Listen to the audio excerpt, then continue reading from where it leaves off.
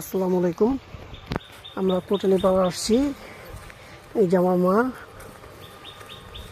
বাঙ্গি বাগান আসছে, যেখানে ফুড চাষ করে। আমাদের কোটালি পাড়ায় খুব বিখ্যাত ফুড চাষ করে, সেই বাগানে আসছি। এই যে ফুডের বাগান, ফুড বাঙ্গি, মানে আমরা যে নামে ডাকি আর কি। কেউ বাঙ্গিও বলে, কেউ ফুড বলে। এই যে ফুড, এই যে ফুড, এই যে আমার মা আজকে আসে ফুড দেখতে। টুকো না, এই যে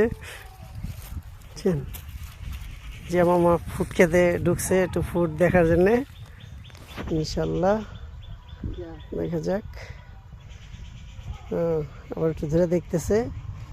এই যে আমাদের গ্রামের বাড়িতে আসছি, প্রচুর বাঙ্গি চাষ হয়। এরকম বিভিন্ন ক্ষেত আছে, অনেক ক্ষেত আছে আমাদের এই এলাকায়, অনেক জমি আছে। এখানে শুধু বাঙ্গি চাষ করে। একটু কৃষকরা ক্ষতিগ্রস্ত হয়েছে বৃষ্টির কারণে। হঠাৎ করে বৃষ্টি এসে বাঙ্গি সব পচে যাচ্ছে, এটা একটু কৃষকরা ক্ষতিগ্রস্ত হইতেছে। এই যে বাঙ্গি খেতে ফেটে গেছে, খুব ক্ষতিগ্রস্ত হয়েছে কৃষকরা। এই যে কেন অবস্থা,